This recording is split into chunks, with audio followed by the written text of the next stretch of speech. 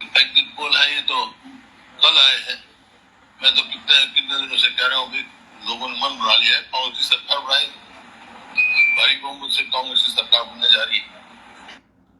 एक दूसरी सुनो भाई। देखिए 8 तारीख को हम सरकार बना रहे हैं, मेरे पास सभी रिपोर्ट्स हैं। मैंने कहा कि पूर्ण बहुमत से हम सरकार बना रहे हैं, भारतीय जनता पार्टी पूर्ण बहुमत की सरकार बना रही है। चलो 2006 में एक फिल्म आई थी, गोलमाल है भाई, सब गोलमाल है। तो गोलमाल हो रहा है, यदि एग्जिट पोल एग्जैक्ट होए तो सरकार कांग्रेस की बनना तय है। लेकिन फिर भी यदि इन दोनों वीडियो ना आप देखोगे ध्यान से, भूपेंद्र सिंह हुड्डा की वीडियो को एक बार दिखाऊंगा, मैं चेहरा दिखाऊंगा, खोल के दे दे मोहित एक बार। भूपेंद्र सिंह हुड्डा का चेहरा पटो एक बार, देखो। एग्जिट पोल है ये तो कल आए हैं। मैं तो कितने कितने दिनों से कह रहा हूँ कि लोगों ने मन एक ये चेहरा है और एक ये। देखिए 8 तारीख को हम सरकार बना रहे हैं, मेरे पास सभी रिपोर्ट्स हैं। एक मिनट, अरे भाई कान में मच्छर बढ़ गया, सुनो मेरी बात है। ये कॉन्फिडेंस देखो, ऐसा confidence, banker confidence. Bhupendra Singh Hooda ने दावा कर दिया हम सरकार बना रहे। एग्जिट पोल तो बाद में, एग्जिट पोल आने तक पहले बता दिया था हमने सरकार हमारी बनने लग रही है।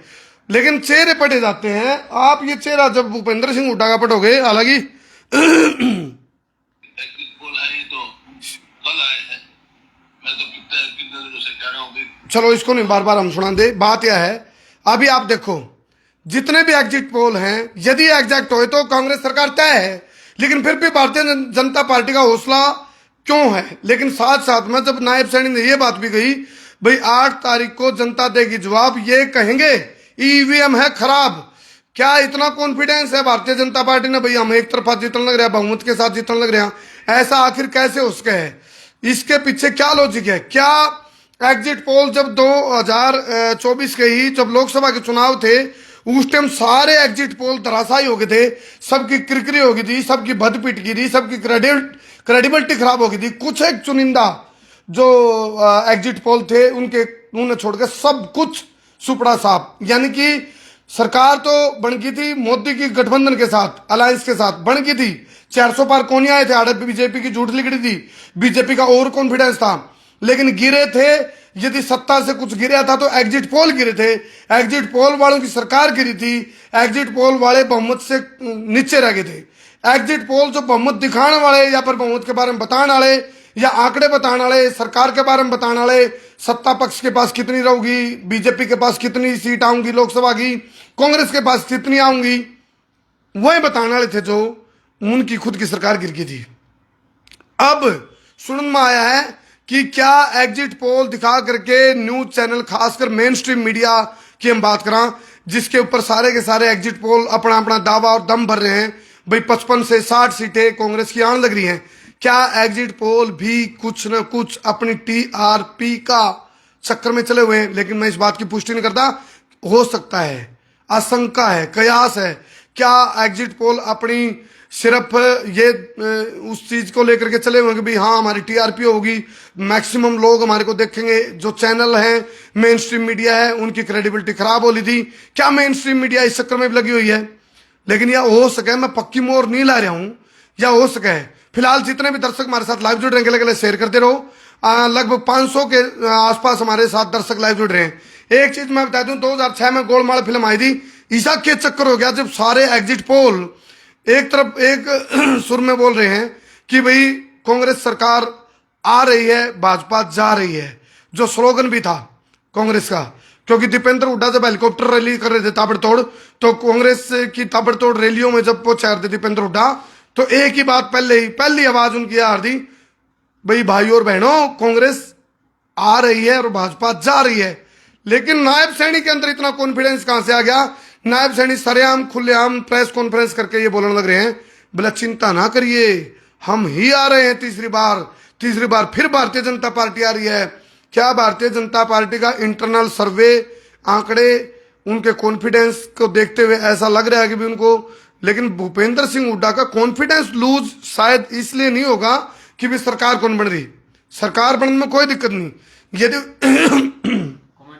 यदि भूपेंद्र सिंह हुड्डा होपलेस है तो शायद इस वजह से हो सकते हैं सीएम चेहरा कौन होगा, क्योंकि कुमारी शैलजा इस टाइम दिल्ली में बैठी हैं, रणदीप सिंह सुरजेवाला दिल्ली में बैठा है, चौधरी बीरेंद्र सिंह दिल्ली के अंदर बैठा है, डॉक्टर अशोक तंवर दिल्ली के अंदर बैठा है, भूपेंद्र सिंह हुड्डा दिल्ली में बैठा है, सबका जमावड़ा दिल्ली में लगा हुआ है और दिल्ली से ही इस चीज की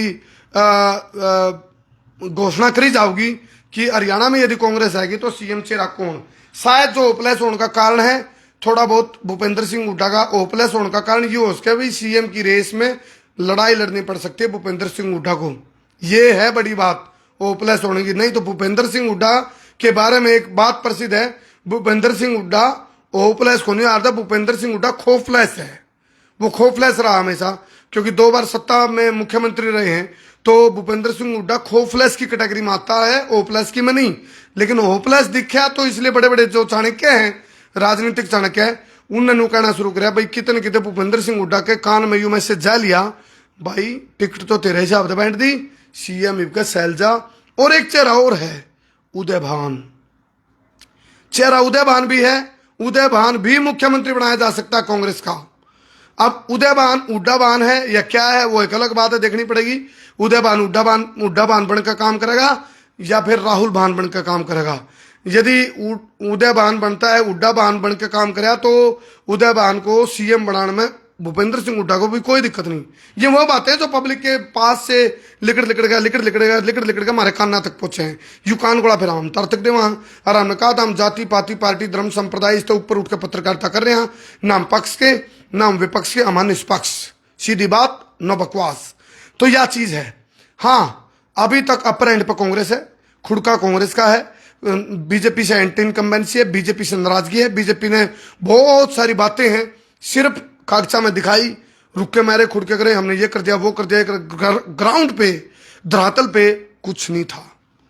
मतलब यदि 50% या 60% भी भारतीय जनता पार्टी उन चीजों को, घोषणा पत्र की बातों को, मैनिफेस्टो की बातों को या फिर जो कहते हैं उन्हें कर देंगे। कुछ लोग ने भी कहा छोटे छोटे भ्रष्टाचार तो खत्म कर दिए, बड़े बड़े कर दिए भ्रष्टाचार, भारतीय जनता पार्टी पर यह भी आरोप है।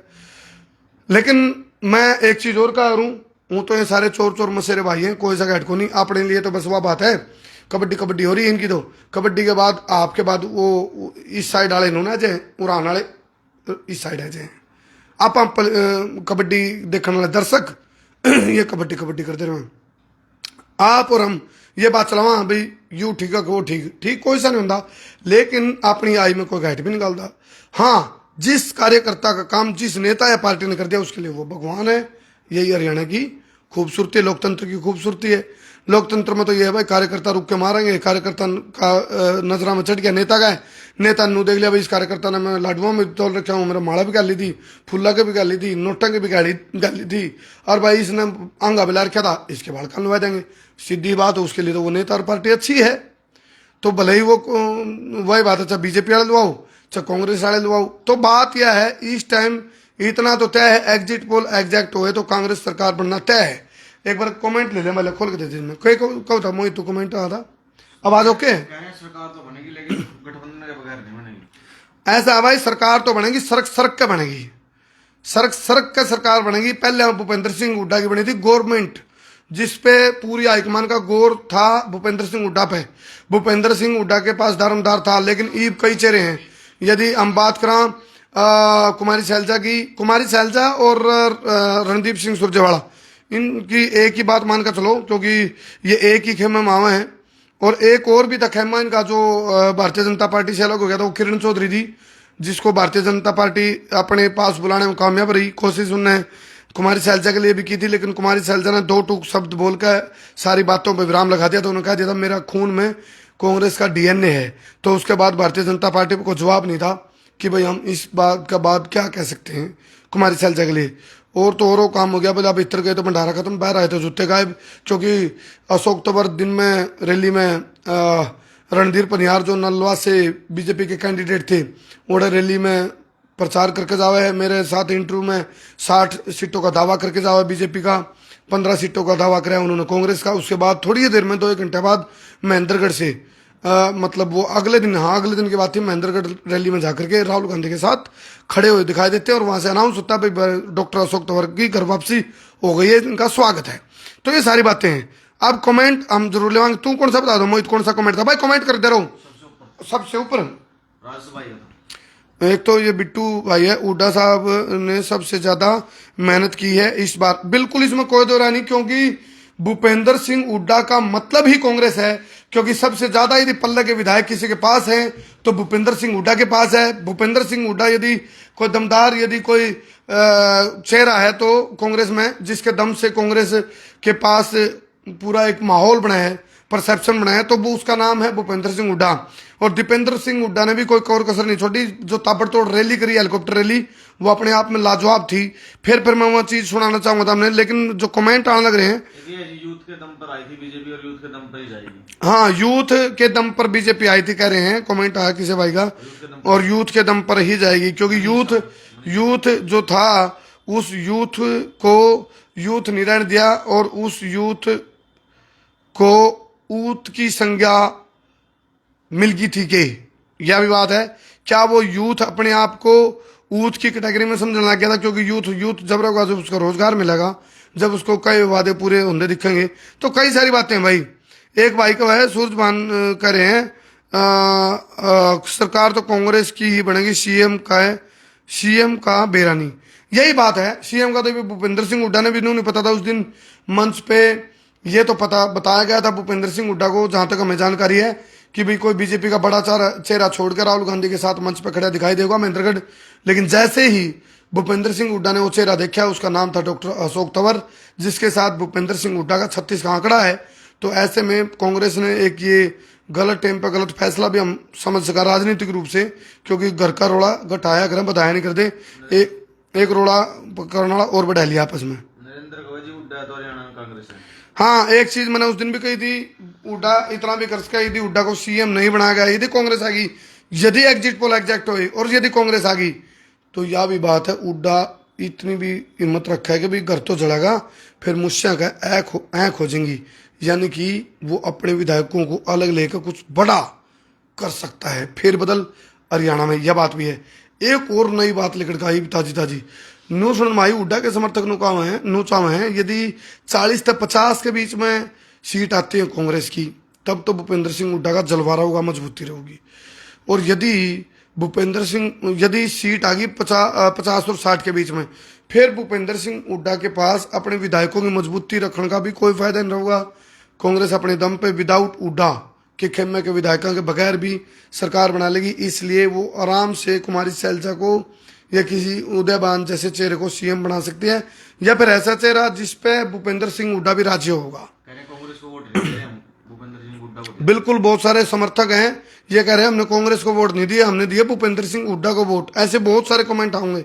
बिल्कुल हाँ, उदयभान भूपेंद्र सिंह हुड्डा की गुड बुक में है, उसके नजदीक की है, करीबी है, लेकिन सीएम की कुर्सी का चस्का ऐसा हुआ है, फिर सीएम की कुर्सी का चस्का लग गया तो वो सीधा डायरेक्ट उदयभान का कनेक्शन राहुल गांधी से, उसका जरूरी नहीं है भूपेंद्र सिंह हुड्डा के अंतर्गत रहेगा, वो काम करेगा। भाई ये चीज है राजनीति। तो सीएम और शैलजा डिप्टी सीएम होगी। हाँ ये देखो समर्थकों की राय है भाई, अपनी अपनी। यदि एक भाई ने लिखा है जब कांग्रेस आएगी तो हुड्डा, भूपेंद्र सिंह हुड्डा तो बनेगा मुख्यमंत्री और कुमारी शैलजा बनेगी डिप्टी सीएम। लेकिन क्या कुमारी शैलजा इस बात को स्वीकार करेगी? क्या इस बात को रणदीप सिंह सुरजेवाला स्वीकार करने देगा? क्या चौधरी बीरेंद्र सिंह इस बात को स्वीकार करने देगा कुमारी शैलजा को? और बात आ गई उदयभान पे, तो उदयभान यदि सीएम बनता है हरियाणा का, तो भूपेंद्र सिंह हुड्डा की मुट्ठी में क्या उदयभान रह पाओगा? यह भी बड़ी बात है। लेकिन फिर बड़ी बात एक और, इसे सारा प्रकरण के बीच में ये जो वीडियो आई है, जो आज प्रेस कॉन्फ्रेंस हुई है, इस प्रेस कॉन्फ्रेंस ने इस टाइम जो कांग्रेस हाईकमान है उसकी नींद उड़ा दी है। ये है वो वीडियो जिसने नींद उड़ा दी है। एक मिनट लो सुनो। हम सरकार बना रहे हैं, मेरे पास सभी रिपोर्ट्स हैं। मैंने कहा कि पूर्ण बहुमत से हम सरकार बना रहे हैं, भारतीय जनता पार्टी पूर्ण बहुमत की सरकार बना रही है। जय तो तुम कहूँ गोलमाल है, एग्जिट पोल है, ये तो कल आए हैं। मैं तो कितने दिनों से कह रहा हूँ कि लोगों ने मन बना लिया है, कौन सी सरकार बनाएंगे। तो बताओ भाई, ये तेरे फोटो साथ में क्योंकि सीएम को लेकर के जो वो है वो देखिए कल है, हो चुका है। 8 तारीख को चलो ये आपने बताना भाई, 8 तारीख को कौन सरकार बना रहा है यार, जो भी पार्टी सरकार बनाओगी उसका सीएम कौन होगा। ये रोड़ा बीजेपी में भी है, तो बीजेपी में यह लड़ाई नहीं है लेकिन कांग्रेस में ये आजकल थोड़ा ज्यादा है, क्योंकि जिसकी सरकार बनती दिखे उसमें रोड़े भी उतने बढ़ेंगे, स्वाभाविक सी चीजें हैं। चलो क्या कांग्रेस यदि एग्जिट पोल के हिसाब से एग्जैक्ट हुई तो कांग्रेस सरकार बनेगी, तो क्या यदि फिर कांग्रेस सरकार बन गई तो क्या इस रोड़ा न मेट के सूत्र डाल सीएम न बना पाओगी कांग्रेस, या चुनौती चुनाव जीतने के बाद की बड़ी चुनौती कांग्रेस आगे आने लग रही है। कह रहे भूपेंद्र हुड्डा अगर सीएम ना बना तो शैलजा भी हमारी एमपी ही रहेगी। अरे भाई सीट छोड़ने में 1 सेकंड लाऊंगे, सीट छोड़कर उड़ा भाई इलेक्शन हो जाएगा, ये कौन सी बात होगी भाई, राजनीति है। यदि सीएम की बात है कि तो छोड़ देगी सीट, मतलब भाई हम तो के यहाँ कहने वाले तो पार्टी देखेगी। कांग्रेस में हिंदू की कदर नहीं है, हैं कांग्रेस में हिंदू की कदर नहीं है। कौन को है? अच्छा कमेंट आया भाई नु का कांग्रेस में हिंदू की कदर नहीं, देखो सबकी अपनी अपनी राय। चलो आप भी अपनी राय कमेंट में जरूर दियो, बहुत बहुत धन्यवाद। मैं हूं तारा देसी पत्रकार करमू। जय हिंद, जय हरियाणा, जय जवान, जय किसान।